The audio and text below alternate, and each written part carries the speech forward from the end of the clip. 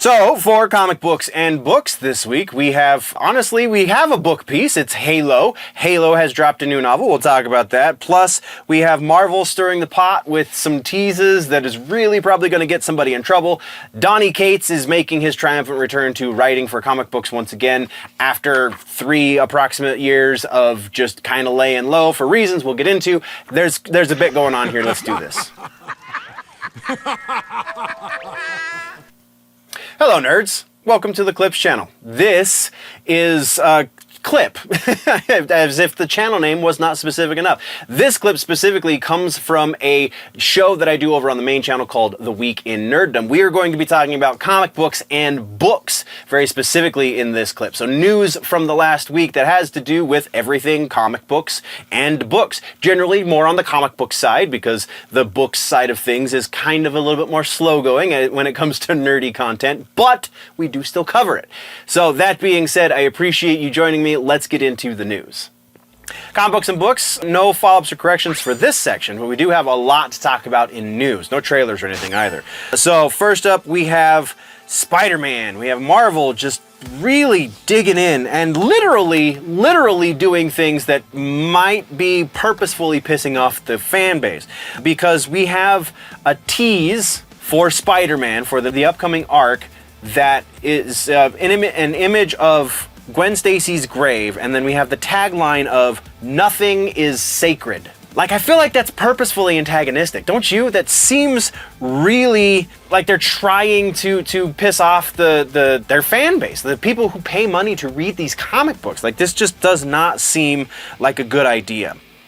Marvel has yet to explain exactly what that means, because the speculation is that means they're going to be bringing Gwen Stacy back somehow. Original Gwen Stacy, 616 Gwen Stacy, not Spider-Gwen or Ghost Spider as she calls herself now, because that's a whole different universe situation, blah, blah, blah, blah, blah. You wouldn't bring her Peter back because that's a motivating factor for her character. So why would you bring Peter's Gwen back? Because that's a motivating factor for his character.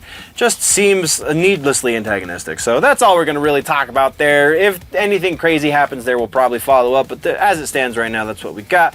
Next up, let's talk about Donny Cates returning. This one's a little divisive. I feel like a lot of people really dig Donny Cates. There's a lot of people in the Comicsgate side of things who maybe aren't a fan, a handful of people, I should say, maybe aren't a fan of what he does, especially because, you know, Bruce Banner using the Hulk as a spaceship, or the spaceship is the Hulk and Bruce. That whole thing, that didn't do so well with me, but by and large, Donnie's pretty damn good writer, pretty damn celebrated writer. A couple years ago, for those that don't know, he was in a little bit of a car accident or some sort of automobile accident, and like had amnesia, temporary amnesia for a while, and kind of pulled out. He was in the middle of writing a couple of arcs. They had to prematurely end those. And now, finally, that happened in 2022. It is now 2025, and Donnie is returning to the fray. So, allow me to read for a moment. Specifically, the quote from Donnie is as follows, as he posted, I believe, on his Instagram account. Just wanted to check in with all of you and let you know that your boy is back on the dance floor. Expect announcements this summer and then another one after that. What do you think? Anyone want to guess? If you get it right, I'll buy your first issue. So yeah, we'll finally... Yeah, this is the guy that created Null. This is the guy that was working on some pretty epic stuff with Venom. Donnie definitely has had some misses. Again, Bruce Banner, Hulk, spaceship, weird. But has had a slew of hits. So super excited to see him coming back to the fray. Next up is the conclusion of the most recent TMNT mashup arc. This one is the Naruto one. I think most of this happened during the off season, which is why we haven't really talked about it. I'm pretty sure we talked about the announcement when it was going to happen, and then that was the last place we left it. So this could theoretically be a follow-up, I guess, but whatever. Issue number 4 is going to be out this fall. Writer Caleb Golner and art from Hendry Prestia. The artwork looks freaking amazing, by the way, but this is like the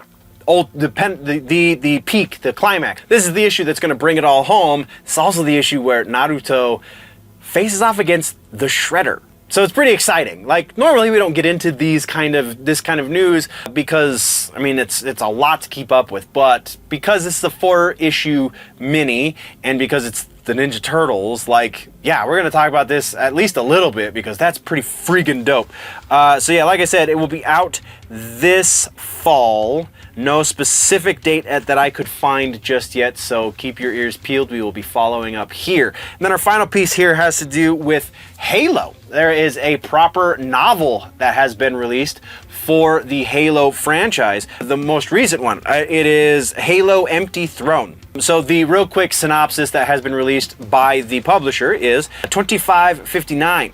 It has been a year since the rogue artificial intelligence Cortana seized control of the domain and otherworldly dimension housing a vast information network.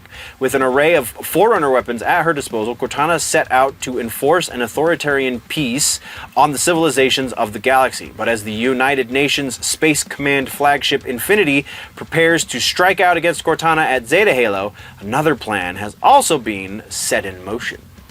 So it released this morning.